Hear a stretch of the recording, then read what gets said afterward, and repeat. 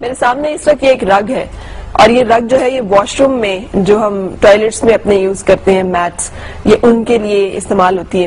اس کے اوپر دیکھنے میں بظاہر ایک ایبسٹریکٹ ڈیزائن نظر آ رہا ہوگا آپ کا، لیکن اگر آپ اس ڈیزائن کو کلوز میں جا کے دیکھیں تو کوئی بھی شخص جو عربی سے ذرا سی دلچسپی رکھتا ہے وہ سمجھ سکتا ہے کہ یہ جو لفظ ہے یہ اس وقت اللہ لکھا ہوا ہے.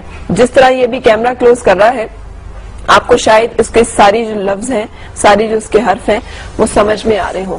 میں اس کو اٹھا کر بھی آپ کو دکھا دیتی ہوں. اس کو اس طرح سے دیکھ پانا کیمرے کی آنکھ سے ممکن ہے یا نہیں مجھے نہیں معلوم. آپ دیکھ پا رہے ہیں اس طرح جیسے میں دیکھ رہی ہوں یا نہیں؟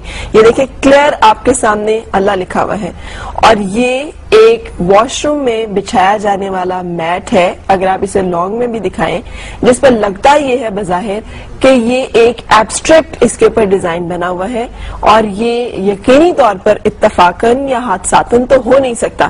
یہ ایک باقاعدہ پلان ایفرٹ ہے جس کے نتیجے میں اس طرح کی توہین کرائی جاتی ہے. مارکیٹ میں اویلیبل ہے.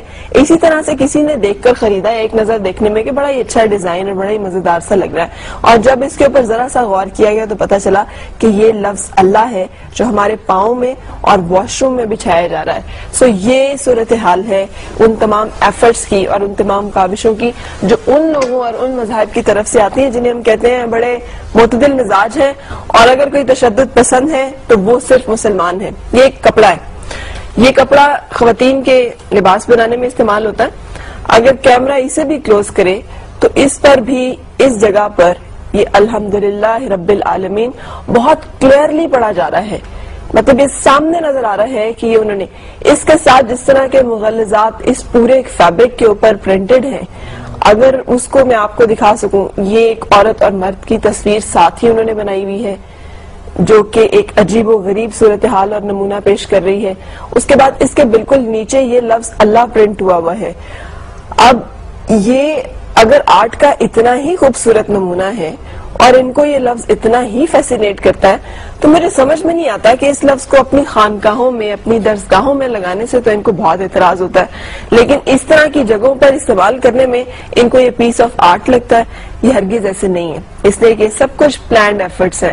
یہ وہ سازشیں ہیں، یہ ان کی نفرت کا، یہ ان کے ان گھناؤنی عزائم کا، یہ ان سازشوں کا مظہر ہے جو مسلمانوں اور عالم اسلام کے خلاف کی جا رہی ہیں اور مسلسل کی جا رہی ہیں. سو ہمیں اب جبکہ ہم ساری چیزیں امپورٹڈ استعمال کر رہے ہوتے ہیں مارکیٹ میں جائیں تو یہ فیبرک بہت سستا سا مل رہا ہوگا. اب پتہ نہیں اویلیبل ہے یا نہیں ہے لیکن مجھے یہ مل پایا. اور اس طرح کی اور بہت ساری جگہیں اور بہت سارا جگہوں پہ ایسا ہو رہا ہوگا جو میرے پاس ابھی نہیں ہے. لیکن آپ جب بھی جائیں پلیز کائنڈلی جب ہم باہر کی چیزیں خریدتے ہیں تو اس میں ان چیزوں کے اوپر ضرور غور کریں کہ ان کے انگریڈینٹس کیا ہیں. ہم جو لپسٹکس استعمال کر رہے ہیں اس میں سور کی چربی استعمال کی جا رہی ہے. ہم جو یہ فیبرک استعمال کر رہے ہیں اس کے اوپر پرنٹ کے اوپر اور ایبسٹریکٹ فارم کے اوپر کیا چیزیں ہیں جو کہ پرنٹ کر کے بھیجی گئی ہیں.